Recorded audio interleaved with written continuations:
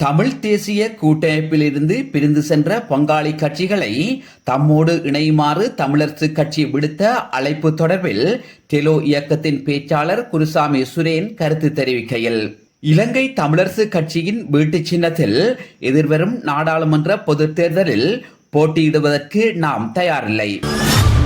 இலங்கை தமிழரசு கட்சி தென்னிலங்கை கட்சிகளுக்கு விலை போர்ந்துடன் தமிழர்களின் தன்மானத்தை விற்று பிழைப்பு நடத்திய ஒரு கட்சி. அந்த கட்சியுடன் இணைந்து எப்படி நாம் வீட்டு சின்னத்தில் போட்டியிட முடியும் என்கின்ற கேள்வியை எழுப்பியதுடன், தமிழரசு கட்சி விரும்பினால் எம்முடன் இணைந்து எமது சங்க சின்னத்தில் போட்டியிட முடியும் என தெரிவித்தார். குருசாமி சுரேன் தொடுத்த கேள்வியில் நிச்சயம் நியாயம் இருக்கத்தான் செய்கிறது. அதில் எவ்வித மாற்று கருத்தும் இல்லை. ஆனால் சுரேனிடம் கேட்க வேண்டியது என்னவெனில், இலங்கை தமிழரசு கட்சி மட்டும்தான் தென்னிலங்கை கட்சிகளுக்கு விலை போனதா? டெலோ தென்னிலங்கை கட்சிகளுக்கு விலை போகவில்லையா? முன்னாள் நாடாளுமன்ற உறுப்பினர் வினோ நோகராதலிங்கம் என்பவர் டெலோ இயக்கத்தை சேர்ந்தவரா இல்லையா? அவர் தனது ஆதரவை முன்னாள் ஜனாதிபதி ரணில் விக்ரமசிங்கவுக்கு வழங்குவதாக பொதுவழியில் கூறியதும் பொய்தானா? வினோ நோகராதலிங்கம் ரணில் விக்ரமசிங்கவுக்கு விலை போனதை எப்படி கூறுவது? டெலோவில் சிலர் தென்னிலங்கை கட்சிகளுக்கு விலை போனார்கள். அதே போன்று தமிழரசு கட்சியிலும் சிலர் தென்னிலங்கை கட்சிகளுக்கு விலை போனார்கள் என்பதே நிதர்சனமான உண்மையாகும். குருசாமி சுரேன் என்பவர் ஸ்ரீடெலோவில் இயங்கிய காலப்பகுதியில் மஹிந்த ராஜபக்ச அரசுடன் சேர்ந்து இயங்கினாரா இல்லையா? ஆகவே இங்கு ஒரு தரப்பு மட்டும் தவறிழைக்கவில்லை, எல்லோரும் தவறிழைத்தவர்கள்தான். ஆனால் தேர்தல் காலங்களில் ஒருவரை ஒருவர் மாறி மாறி குறை கூறிக்கொண்டே இருப்பார்கள். அது அரசியல்வாதிகளுக்கு பழகிப்போன விடயம். இப்படிப்பட்டவர்களை நமது மக்கள் சரியான முறையில் இனம் கண்டு தமிழ் தேசிய விரோதிகளுக்கு தகுந்த பாடம் கற்பிக்க வேண்டியது மக்களின் வரலாற்று கடமையாகும்.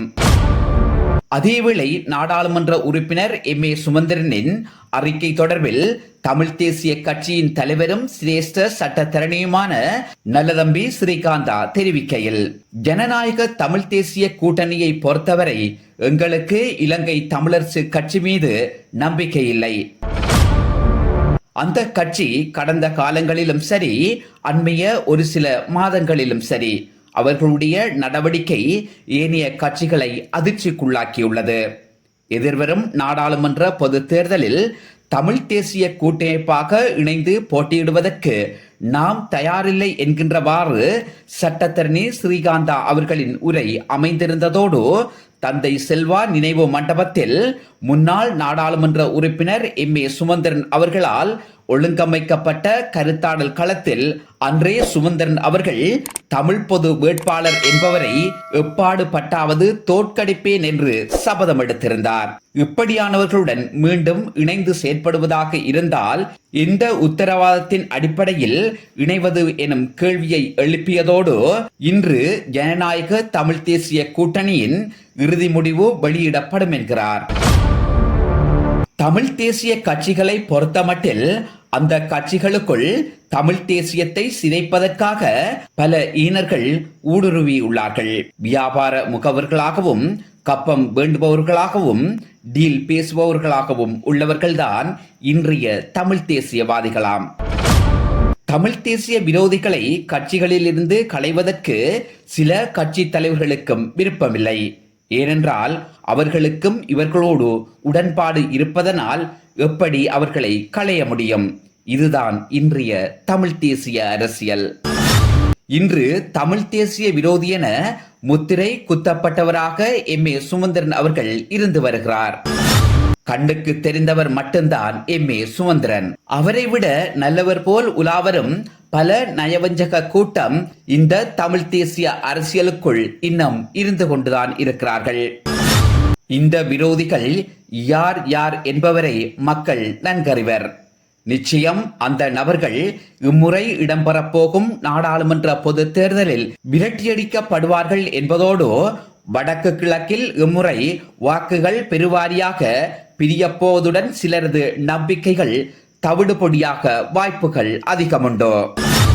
குறிப்பாக ரணில் விக்ரமசிங்கவுக்கும் சயித் பிரேமதாசவுக்கும் ஆதரவு திரட்டிய தமிழ் அரசியல்வாதிகளில் பலர் தம்மை அசைக்க முடியாதென வீரவசனம் பேசி வருகிறார்கள்.